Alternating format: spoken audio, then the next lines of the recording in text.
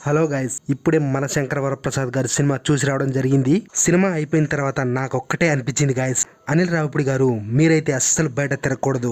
మీరు గనక mega fans కి కనబడితే ఖచ్చితంగా మీకు గుడి కట్టేయడం ఖాయం. చూసుకోండి మరి, అసలు సినిమా ఏమన్నా తీశారా సార్? మీరు మామూలుగా లేదు. సినిమా బాక్స్ ఆఫీస్ బద్దలైపోయేలా తీశారు. ఇక ఈ సినిమాలో మెగాస్టార్ చిరంజీవి గారి స్టైల్ కి, స్వాగ్ కి, గ్రేస్ కి ఒక్కొక్కడికి థియేటర్ లో అరిచి అరిచి గొంతులు పోతున్నాయి. దానికి రీజన్ వచ్చేసి థియేటర్ లో మెగాస్టార్ గారిని చూసిన ప్రతిసారి ఆ అరుపులకి మా గొంతులైతే పోయాయి అంటున్నారు ఫ్యాన్స్. ఇది కదా కంబ్యాక్ అంటే, దీనికోసం కదా ఫ్యాన్స్ ఇన్ని సంవత్సరాల నుంచి వెయిట్ చేస్తుంది. నిజంగా నేనైతే చెప్తున్నాను, ప్రతి ఒక్క మెగా ఫ్యాన్ కూడా తొడగొట్టి చెప్పండి బాస్ ఇస్ బ్యాక్ అని. ఎందుకంటే అంతటి ఎక్స్ట్రాడినరీ సినిమాను మనకు డైరెక్టర్ అనిల్ రావిపూడి అందించాడు. నేనైతే నిజంగా చెప్తున్నాను, చిరంజీవి గారి రాజకీయాల తర్వాత కంబ్యాక్ ఖైదీ నెంబర్ 150 సినిమాతో అయితే జరగలేదని నేను అనుకుంటున్నాను.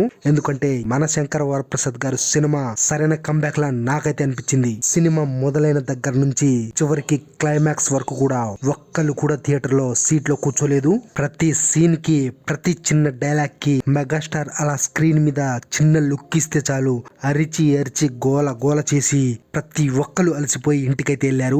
మెగాస్టార్ చిరంజీవి గారి కెరియర్ లో ఈ సినిమా అయితే ఒక వన్ ఆఫ్ ద మెమరబుల్ సినిమాగా నిలిచిపోతుందనడంలో ఏ సందేహం లేదు. ఇక ఈ సినిమాకి మనం పెట్టే డబ్బులకి ఫస్ట్ హాఫ్ వరకు చూసినా వర్తబుల్ అనుకోవచ్చు. ఎందుకంటే ఫస్ట్ హాఫ్ మొత్తం మెగాస్టార్ గారి కామెడీ టైమింగ్ తోటి, ఆయన ఫైట్స్, డాన్స్, ఫ్యామిలీ ఎమోషన్స్ తోటి చాలా అద్భుతంగా ఉంటుంది. సినిమా చూస్తున్నంత సేపు ఘరానా మొగుడు, అత్తకి అమ్ముడు, అమ్మాయికి మొగుడు, గ్యాంగ్ లీడర్, అందరి వాడు, శంకర్ దాదా ఎంబీబీఎస్, ఆ టైంలో వింటేజ్ మెగాస్టార్ అయితే మనకు కనిపిస్తారు. ఇలా చెప్పుకుంటూ పోతే ఈ సినిమాలో ఒకటా రెండా ఎన్నో అద్భుతమైన సీన్స్ కనిపిస్తాయి. మొత్తానికి మనకు మెగాస్టార్ కు అసలు సిసలైన సినిమా పడితే బాక్స్ ఆఫీస్ ఎలా ఉంటుందో మనం ఈ సినిమాతో చూడబోతున్నాం.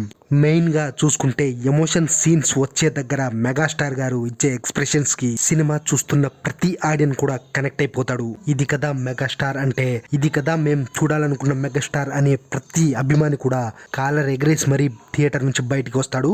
అయితే మెగాస్టార్ చిరంజీవి గారికి ఉన్న బలం వచ్చేసి ఆయన కామెడీ టైమింగ్, అలాగే ఎమోషన్ సీన్స్ అద్భుతంగా చేయగలడు. ఇక డాన్స్లు, ఫైట్లు ఇంకా ఎరగదీస్తాడు.